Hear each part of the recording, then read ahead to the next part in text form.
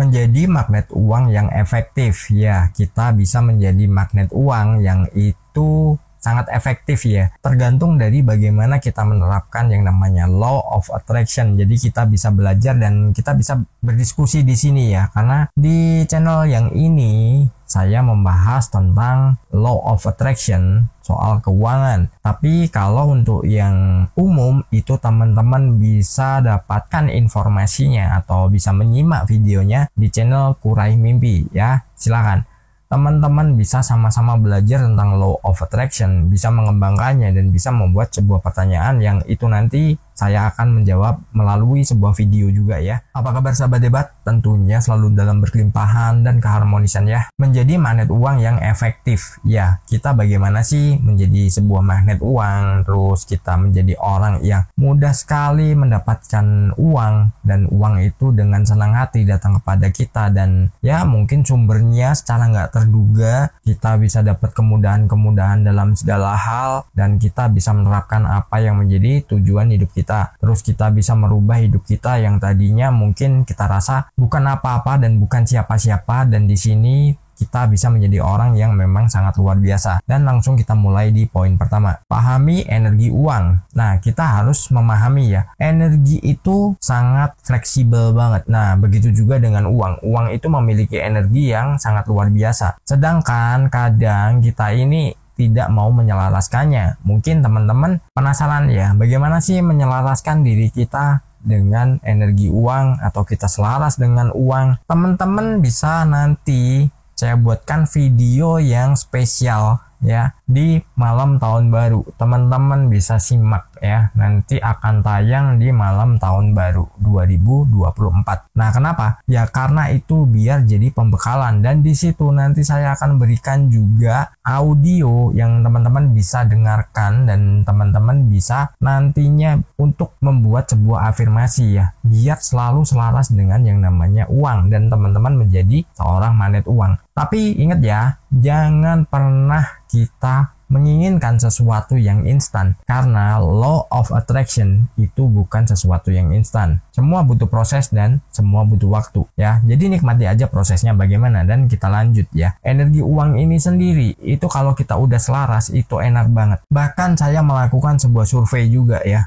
ke banyak teman-teman yang memang dirinya menerapkan law of attraction, yang secara garis besarnya mereka udah tahu ini gimana sih polanya, dan mereka selalu mengubah persepsi dari sesuatu yang mungkin kalau bagi orang yang belum mengerti itu selalu dikaitkan dengan hal negatif. Dan teman-teman saya ini dirinya justru lebih membuat sesuatu yang positif. Kejadian apapun itu disikapi dengan hal positif. Dirinya bisa menggambarkan bagaimana sih sebuah peristiwa, dan itu bisa menjadi daya tarik sendiri. Mungkin ya pernah kita bahas juga ya tentang sebuah anggapan kita bagaimana, terus bagaimana kita menciptakan segala sesuatunya, dan teman-teman bisa mendapatkan itu semua secara gratis ya. Nanti ya kita bakal diskusikan bagaimana sih polanya, bagaimana penerapannya, dan nanti akan saya berikan audio yang teman-teman bisa dengarkan setiap hari. Kita lanjut di poin kedua, peran keyakinan diri dalam magnetisme uang. Jadi peran kita bagaimana dalam diri kita ini? Apakah kita menganggap uang itu sesuatu yang mungkin bertolak belakang dengan kita, atau uang ini sesuatu yang bisa kita tarik dari dalam diri kita? Itu kalau kita sudah menggambarkan atau kita sudah memahami sesuatu yang ada dalam diri kita ini mengandung sebuah magnet yang bisa menarik segala sesuatu, apalagi uang, itu kita akan sangat mudah banget menerapkannya berapapun yang kita inginkan, meskipun tiap proses beda-beda ya. Mungkin orang yang nggak paham dianggapnya, waduh nggak bakalan bisa deh,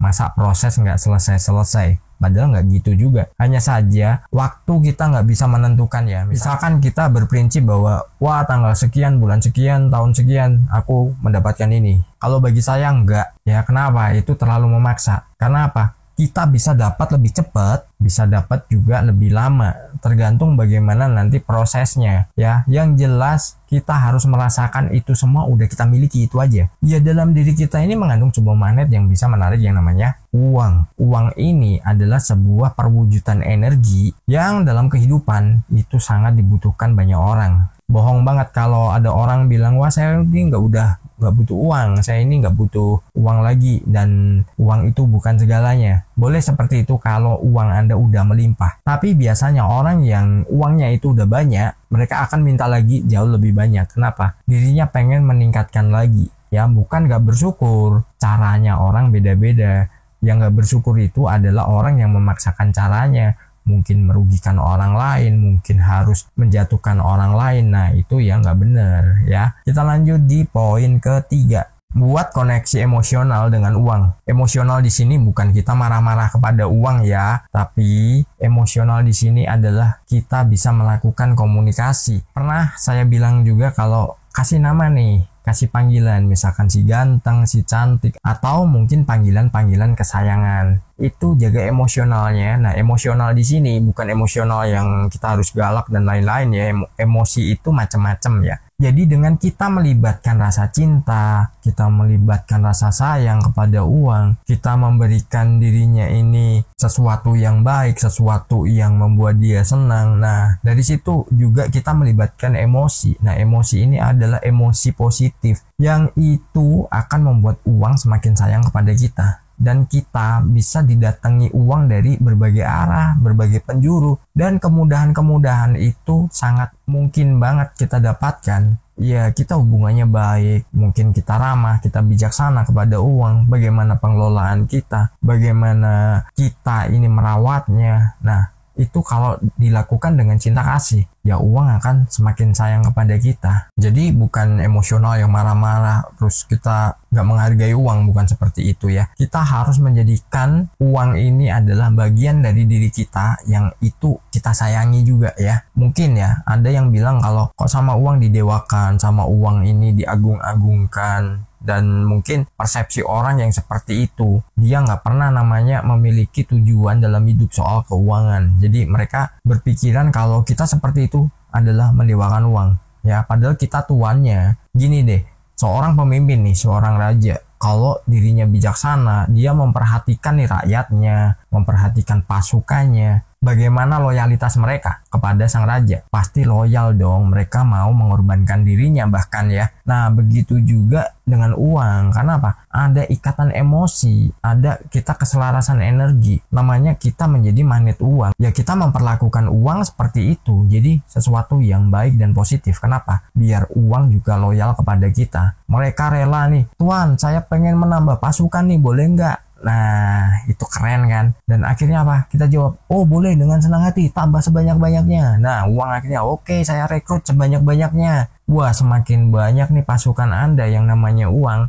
Bagaimana perasaannya? Gembira, bahagia, senang? Nah, itulah kekuatan uang itu, atau kekuatan diri kita juga yang selalu selaras dengan yang namanya uang, dan kita menjalin hubungan yang baik ya. Secara emosional kita ada komunikasi. Dan kita lanjut di poin keempat. Gunakan kekuatan pikiran positif. Kita harus menggunakan kekuatan pikiran kita yang positif soal uang ya. Jadi jangan pernah kita beranggapan uang adalah sebuah masalah, uang akar dari segala kejahatan dan lain-lainnya ya. Karena apa? Dengan kita mengasumsikan bahwa uang itu adalah sesuatu yang negatif, ya kejadian negatif pula yang akan datang kepada kita. Mungkin benar kita bisa dapat segala sesuatunya yang berwujud uang itu dengan nilai tertentu. Tapi nggak lama kemudian itu habis. Dan bahkan kita minus. Apa yang udah kita dapatkan nih mungkin dalam bentuk benda-benda itu bisa ikut juga. Karena apa? Kita asumsinya jelek soal uang. Tapi kalau kita berpikirannya positif, kita menganggap uang itu adalah sesuatu yang baik, sesuatu yang dia itu ya pokoknya hal-hal yang